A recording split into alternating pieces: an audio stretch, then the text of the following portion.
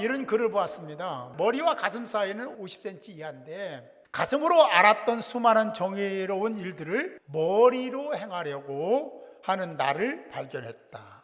중략하고 살아가면서 점점 이해타산을 따지고 어떻게 하면 더 얻을까, 이길까, 가슴보다 머리가 먼저 앞서기에 반성도 했다. 중략하고 나이가 들어서 느끼는 감정을 얘기합니다. 머리보다는 가슴으로 자신 스스로 더 깊어지고 넓어져서 곱게 아름답게 나이가 들어가면 얼마나 좋을까 하는 고백의 글입니다. 어떤 사람이 되어야 할까? 어떤 사람이 되어야 한다고 생각하십니까? 성공하고 싶다면 뜨거운 마음과 열정이 있어야 될 줄로 믿습니다. 그러나 또 한편으로는 실패하지 않기를 원한다면 이성적인 부분도 있어야 됩니다.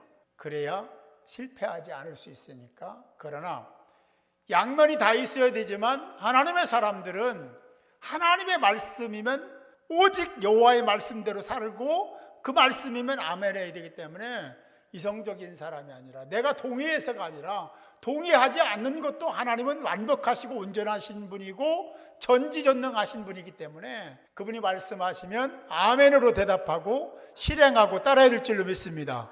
그러려면 감성적인 사람이 되어야 된다 하는 말씀을 드립니다. 사람은 누구나 이성과 감성의 두 분야가 다 있습니다.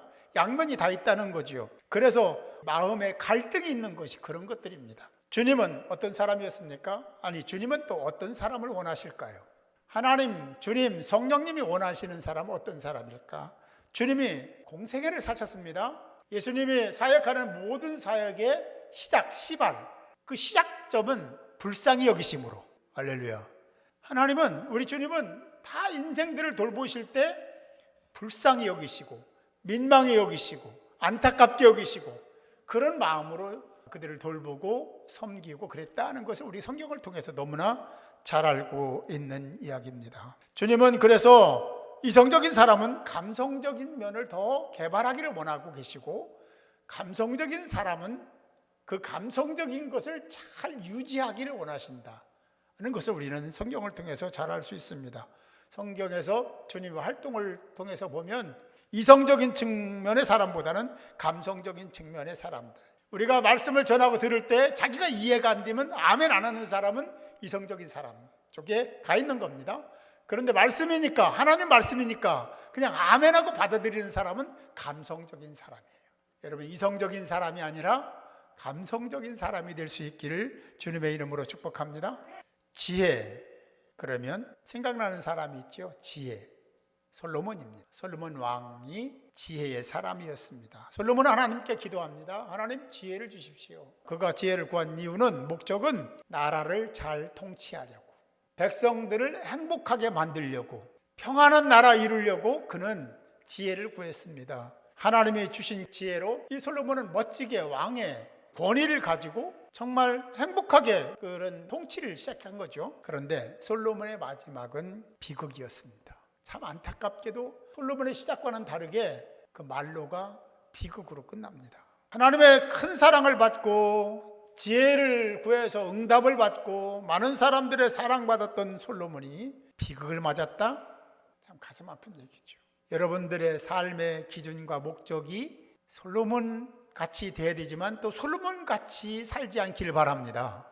솔로몬은 많은 부인을 거느렸습니다. 목적은 어디 있냐면 평안한 나라, 싸움이 전쟁이 없는 나라 만들기 위해서 주변에 있는 많은 나라들과 친하게 지내자, 사이좋게 지내자 하는 겁니다. 전쟁 없이. 그러기 위해서 필요한 게 뭐냐? 정략 결혼을 해야 된다 라고 해서 제일 먼저 애굽의 파라오의 딸을 데려오죠. 그래서 정략 결혼을 합니다. 그로부터 수많은 사람들과 결혼을 하잖아요. 정략 결혼을 한 겁니다. 평화를 유지하기 위한 목적이었습니다. 그 목적이 틀린 건 아니죠. 평화를 위해서 한다니까 이해할 수도 있습니다. 문제는 그들이 정략 결혼을 하면서 각자가 섬기는 신들을 가지고 왔다는 거예요. 그 왕국은 완전히 잡신들이 우글거리는 왕국을 만든 거죠. 기가 막힌 일입니다. 하나님의 은혜로 왕이 됐고 또 하나님의 사랑 속에, 응답 속에 지혜를 얻은 솔로몬이 그렇게 살면 안 되는데 그들이 올 때 오더라도 신은 다 가지고 오지 못하게 유일신 하나님만을 섬겨야 된다고 했어야 되는데 그걸 주장하지 못하고 그들의 신을 가지고 오도록 허락했다는데 문제가 있는 겁니다. 솔로몬의 허물은 뭐냐면 하나님이 원하시는 삶이 무엇일까를 생각 안 했다는 데 문제가 있습니다. 그는 지혜자였습니다. 지혜가 많으니까 많은 사람들이 갈채를 보내고 주왕을 하고 찬양을 했습니다. 대단했습니다. 그만큼 지혜로운 사람이었어요. 왜? 하나님이 허락하셨으니까, 지혜를 주셨으니까. 그런데 지혜가 있다 보니까 그 지혜를 가지고 하나님 말씀대로 살고 하나님이 원하신 것을 하는 게 아니라 내가 결정하면 많은 사람들이 잘했다는 거예요. 박수 쳐주는 거예요. 그리고 결과도 좋습니다. 그러니까 솔로몬이 하나님께 기도하지 않았다. 다시 말하면 하나님을 패싱해버립니다. 이게 무서운 얘기입니다. 솔로몬에게 생긴 문제는 자기가 생각한 것들, 결정한 것들, 그리고 가는 그 행위들이 바르지 못함을 보고 그 모든 것을 바꾸고 수정했어야 되는데 그걸 못했다는 문제가 그에게 있었습니다. 아내들이 행하는 그 모든 것이 하나님 보시기에 합당하지 않다는 것은 너무나 잘 알고 있는 솔로몬이었을 텐데 그것을 제어하지 못하고 책망하지 못했다는 데 문제가 있었습니다. 솔로몬 교만했습니다. 느헤미야하고는 전혀 다른 모습으로 살았습니다. 솔로몬은 하나님께 기도해서 그래서 하나님의 은혜로 지혜를 구했고 지혜를 주신 하나님의 은혜를 입고 왕이 돼서 그렇게 활동하고 박수와 갈채를 받았지만 그 뒤로 솔로몬이 하나님께 기도했다는 얘기는 별로 나오지 않습니다. 그러나 느헤미야서를 보면 처음부터 아니 그 이전부터 느헤미야는 계속 기도하는 사람으로 마지막 장에도 하나님께 기도한 얘기가 나옵니다. 여러분 기도하는 사람이 되시기 바랍니다. 기도해야 됩니다. 우리가 기도해야 하나님을 알 수 있고 잘못을 알 수 있고 깨닫게 되고 그 깨닫게 된 바를 따라서 수정할 수 있고 그래서 변화된 하나님의 사람들이 될 줄 믿습니다. 느헤미야는 솔로몬의 전처를 밟지 않겠다는 결기를 보이는데요. 27절 28절에 너희가 이방 여인을 아내로 삼아 이 모든 큰 악을 행하여 우리 하나님께 범죄하는 것을 우리가 어찌 용납하겠느냐라고 얘기합니다. 그러면서 뭐라고 하냐면 대제사장 엘리야십의 손자 요이다의 아들 하나가 호론 사람 산발렛의 사유가 되었으므로 내가 쫓아냈느니라. 이방인들과 결혼하는 것에 대해서 느헤미야는 그것을 용납하지 못했다라고 말씀을 하고 있습니다. 그리고 쫓아냈다. 오늘 말씀에 느헤미야가 가만 보니까 여기에 문제는 어디서 시작됐냐면 솔로몬 얘기를 왜 했냐면 유다 사람들이 이제 성벽제건을 마쳤지 않습니까? 유다 사람들이 이제 자녀들이 결혼해야 되잖아요. 그런데 아스돗 사람, 암몬 사람, 모압 사람의 딸들을 데려다가 혼인을 시키는 거예요. 이 모습을 보면서 솔로몬 이야기를 꺼냅니다. 그리고 느헤미야가 솔로몬이 지은 죄를 나는 짓지 않겠다는 결기를 그렇게 보인 겁니다. 솔로몬 같이 하면 비극이니까, 비극으로 끝나니까, 망하게 되니까 그럴 수 없다라는 생각을 했던 거죠.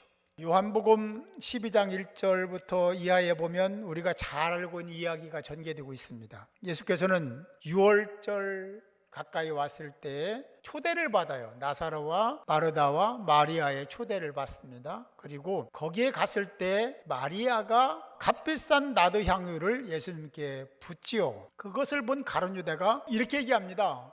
너 무슨 짓 하는 거야? 그게 얼마나 비싼데? 미쳤어? 왜 그래? 그러면서 야단을 칩니다. 짜증을 낸 거예요. 왜냐하면 정말 그렇게 하는 것이 인간적으로 이성적으로 보면 이해가 안 되는 거죠. 마태복음 26장에 가보면 예수님이 이에 대해서 얘기를 하는데 마리아의 행위에 대해서 얘기를 합니다. 마리아야 너 잘했다. 네가 한 것은 내 장례를 준비한 거야. 복음이 전파되는 곳에는 내 이름이 전달될 거야. 그리고 다 전달해라 하는 의미의 말씀을 하신 겁니다. 가룟 유다의 생각과 예수님의 생각이 달라도 너무 많이 다른 겁니다. 유다의 생각 그것은 이성적인 접근이었고 예수님의 생각은 감성적인 접근이었습니다. 신앙적인 접근이었어요. 우리는 이 두 분의 이야기를 들으면서 나는 어떤 사람인지를 알아야 됩니다. 가룟 유다같이 이성적이고 머리로 생각하는 판단하는 그런 사람은 아닌지 마리아처럼 가슴으로 감정으로 행동하고 실천하는 사람인지를 판단해야 됩니다. 가룟 유다는 분명히 타산적인 사람이었고 마리아는 이타적인 사람, 다른 사람을 돕는, 섬기는 사람이었습니다. 가룟 유다는 논리를 앞세워서 계산하고 따지는 사람이고 비판하는 사람이었지만 마리아는 감성적인 사람이었습니다. 앞에서 이성과 감성 그리고 머리와 가슴의 조화를 이루어야 된다고 얘기했습니다. 맞습니다. 그러나 하나님의 사람들은 이성적으로 타산적으로 생각하면 하나님 말씀을 이해할 수도 없고 실천할 수도 없습니다. 우리는 믿음으로 받아들여야 되고 믿음으로 행해야 되고 그리고 믿음의 열매를 맺는 자가 되어야 될 줄로 믿습니다. 하나님 여러분 사랑하십니다. 정말로 많이 사랑하시죠. 어디에 비길 데 없이 사랑하시는 분이 하나님이십니다. 그 하나님의 사랑은 이미 결정되어 있습니다. 여러분을 세워주고 행복하게 만들고 평강의 삶을 살도록 정하신 겁니다. 문제는 나 자신이에요. 내가 정말로 하나님이 원하시는 대로 그렇게 순종하며 사느냐는 거죠.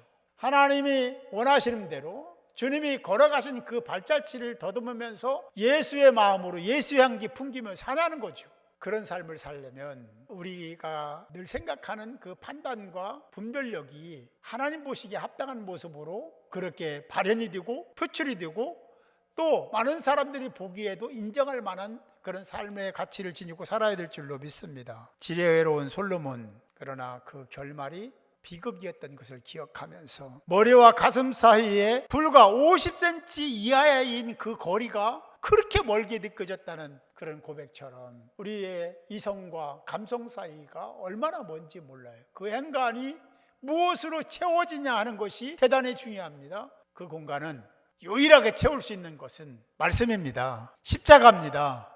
머리와 가슴 사이에 그 사이의 행간, 거기에 말씀이 계셔야 되고 주님이 계셔야 된다 하는 생각을 가지고 주님을 따르는 감성적인 신앙으로 승리하는 복된 자들이 모두 될 수 있기를 주님의 이름으로 축원합니다.